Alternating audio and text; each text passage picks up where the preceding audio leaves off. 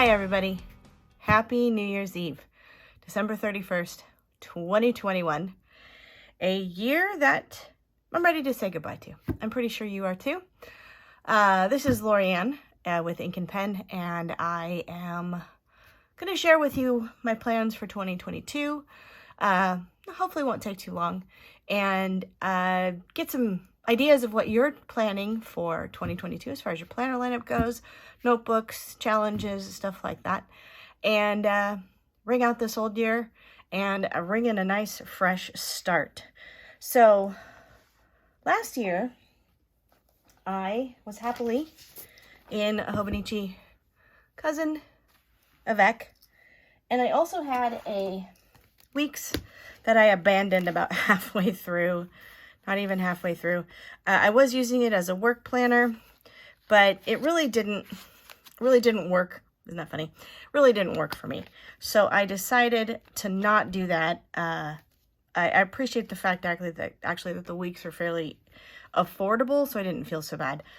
However, I have picked up one for this year again. We'll see what happens. I'm exceedingly happy with my cousin. Not a big daily user, but here's just a quick literal quick flip through of my week planning. For the most part, pretty consistent, and I'm very proud of that because not always the case. This was this week, which I then transferred to my new one because here's the story. I was going to try something new this year, and I was going to try a Hemlock and Oak, and this is a beautiful planner. Absolutely beautiful planner. Nothing whatsoever is wrong with this planner except it's not a Hobonichi and there are no daily pages.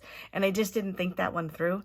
But it is really a absolutely gorgeous planner. Lots of stuff in the front. And then I was going to do an A6 day free with a weekly supplement from Hobonichi. Got that all set up. Got it. Never felt right. Sold it. Decided we'll just stick with this. Picked up a Kikuyo Jibun Techo Daily Light, which I tried out for a little bit for work. I don't know that I'm actually going to use it. It doesn't have daily pages. It's smaller. There's nothing wrong with smaller, except that and I do really like this B6 slim size, but I'm not real sure what I'm going to do with it. So that was originally the plan. I have a wonderful, supportive husband, and I've been moaning about this for a couple of weeks because ever since I got it, well, like I said, they're both beautiful planners, and the Hemlock is even a similar layout to the Hobonichi. Make sure this is still on camera. Similar layout to the Hobonichi, but it just didn't, I don't know why, it just didn't feel right for me. So I'm not sure that I'm not going to use it. I actually may use this for a writing and project planner because of the hourly. It could work really well, and I don't need dailies for that. So that's possible what this is going to happen to. So as I sat here moaning and whining about this, my husband said, how about we'll call it a New Year's gift? Get yourself a Hobonichi cousin. And I did. I didn't even wait. No, I maybe waited about an hour. I didn't even wait because I have loved it. I've used them for 4 years now, and they really do work. They're exactly what I've been looking for. I've been a planner girl my whole life. I always wanted the vertical plan, the monthly, the dailies. It really fits everything. So I'm going to set these two aside for now. You've seen them. Again, I don't know what is going to come of them, and this is a homemade jelly cover that I actually really like because the planner was getting dirty. If you like jelly covers, I say go to Etsy and go to Salty Katie. She is the pro, absolutely the pro. And if they'd had the size I'd wanted, I would have bought them from her instead of making them myself. But it was fun to make them. Okay, putting those aside. Here it is. I'm so very excited. I'm also decided that I'm going to use the Midori cover this year for now. So I decorated this up, and that was really fun. I've not done it like that before. I also haven't tabbed it, and that is new for me. I'm using instead these, I think they are Erin Condren bookmarks, magnetic bookmarks, and then I've sort of attached my pencil boards to them to kind of give them a little more security. And then I also have these paper clips that I got from a subscription box somewhere. I don't remember what box it was, but these are the, oops, wrong way. These are the paper clips, and I like them a lot. They're very simple, but they're a little different. So this is the Hobonichi, my basically everyday carry, I guess is what we call it. It is my work planner. I don't do a lot of writing for my work stuff because my work stuff is really project-based and it kind of goes on notepads. But my life in general. So, quick flip. So, some sticker stirs, some Coffee Monsters, some stuff I made myself. Yosika. This is a Coffee Monsters pocket. That's really awesome. More Coffee Monsters. More sticker stirs. My favorites. And then, so this is, once again, Coffee Monsters. To cover up those, just because I like a little color here. And then I don't really use the 21, and I don't actually use the 23 except for reference, so I just kind of left it, but I kind of covered up the 21 with some fun stickers. And then my monthly, pretty simple. This is from Sunshine Sticker Co., and it's their bullet journal group, which I really like. A little bit of Erin Condren, more Coffee Monsters. Everyday Explorers. I'll put these down in the, I'll reference these in the bottom. And then this week, here we are. Last week of 21, the first week of 22. Kind of busy, not really super busy, but I'm liking it. I also started a menu board, which I really love. So that's that. Then the other one that I use, and this is going to be my health planner, because I finally went to the doctor after a very long time, and of course things aren't where they should be, so we're going to pay attention to that. But got a little more Coffee Monster stuff in here, a little bit of pen gems, and then really just keeping track of things. I love the size of this. This is really easy for me to take with me when I see my doctor, and also keep track of my like chiropractic appointments and stuff in here. So that's the plan for that one. So we have everyday and life carrier health.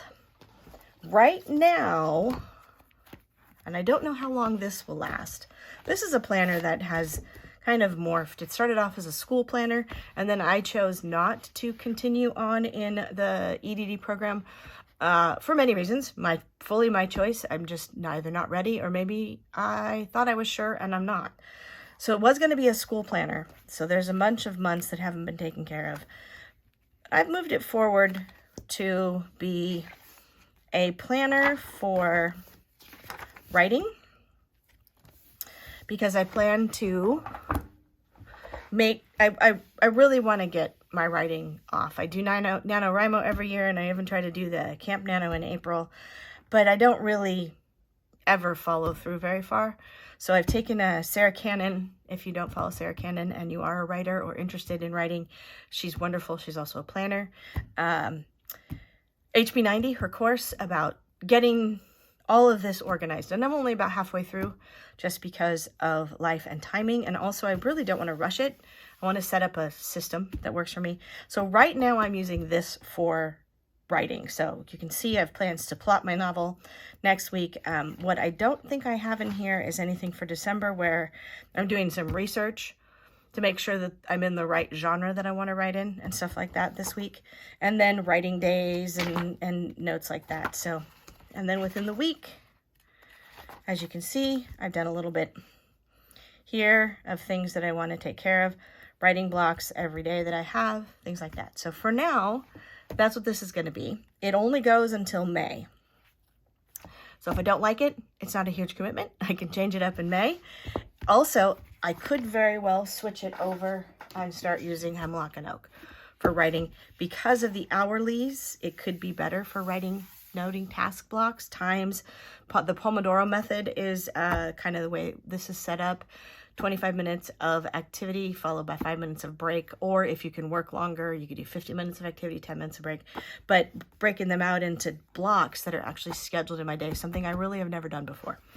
I do schedule meetings, but I don't necessarily schedule work time because I'm bad at follow-up, as I know many of you may be too. So if you have tricks or tips that work to help you follow through on things, then I would love to see them in the comments. And then finally over here, and this is something that I'm keeping up no matter what, because I really love it, is I don't know if you've heard of Silk and Sonder, but they are monthly calendar, planner, journals, all about, really about self-care and getting in touch with self-care. And keep checking to make sure that I've got this in the right spot. So every month has a different theme, and they do Sonder socials where you can join in and set up your planner. They're really cool. They're really, really cool. And so a little bit on the topic. This is a yearly reflection because, of course, it's January. So we're going to look back at 21 for a few minutes. And then calendars that you can use. This is shifted around a little bit for 22 based on feedback. So it used to be that you got more future logs, but now they're going by quarter, which I really like. December reflections, and you can review all your wins, what you want to start, stop, and continue. Your January intentions, which is a big, big part of Silk and Sonder, is setting intentions because it helps live a more focused and peaceful life for me. And I haven't done this yet. I'm actually doing this afternoon. A mood tracker.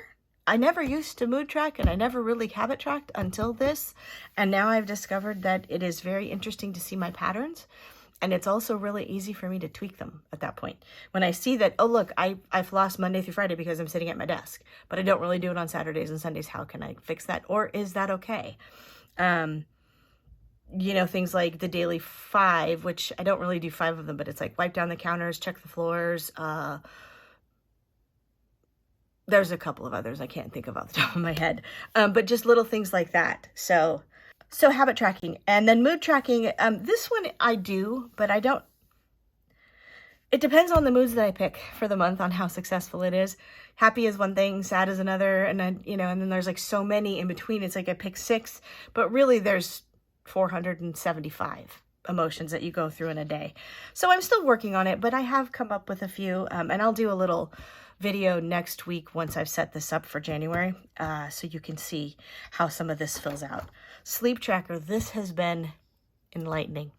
I have a sleep app on my watch that I use most of the time when I remember to charge my watch and it doesn't die in the middle of the night. The time I fell asleep, the time I woke up, the number of hours, and then how I felt when I woke up in the morning, and then also how rested I feel. But I include a percentage of restful sleep. And I've noticed that as I've been tracking this, things have gotten better as for my sleep. And I don't know if it's intention. I really don't. But that's been really great. And I haven't really explored Ikigai, and I don't know if that's pronounced right. My apologies if it's not. But it's a reason for being, so I'm going to look into that a little bit more. There is an expense tracker, which I'm definitely going to do because we need to do some no spend. No spend. Weekly planning, which I do use. I keep track of weekly habits here. So things like whether I, get some exercise on the day, whether I take a walk, whether I meditate, stuff like that, that I don't necessarily need to track all month long, but that I want to do for a couple of days a week. Shopping list, and then the weekly plan. They've also expanded this out now to give some more notes pages, which are great. And then that's the end of that. So this is what I have so far for 2022.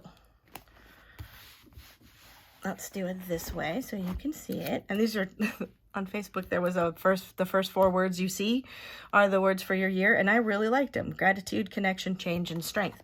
My word for the year is reclaim. It came to me in a number of situations. It first came in an oracle card reading that a friend of mine did.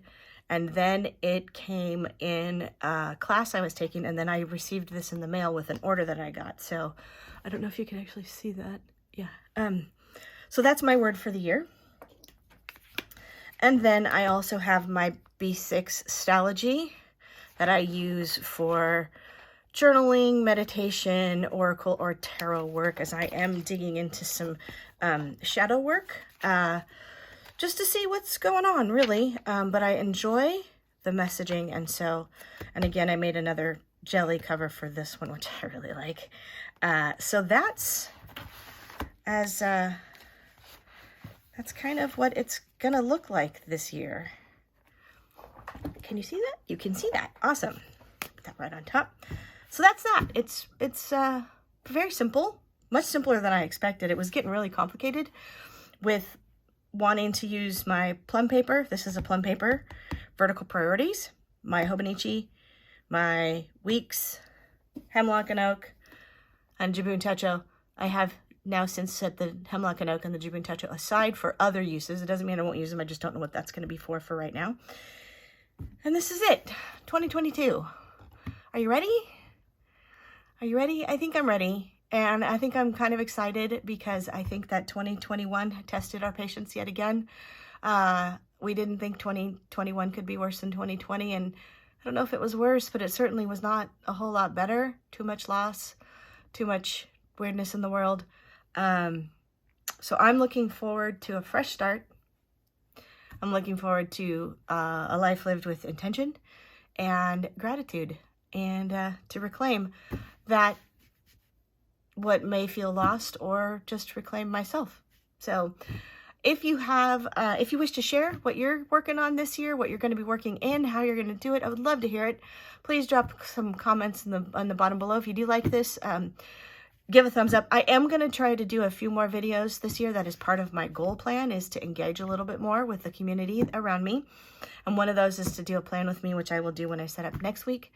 And also review a little bit of that Silken Sonder that I promised. So I hope to see you in 2022. And I wish you a very happy new year and a wonderful, wonderful New Year's Eve. Take care, everybody.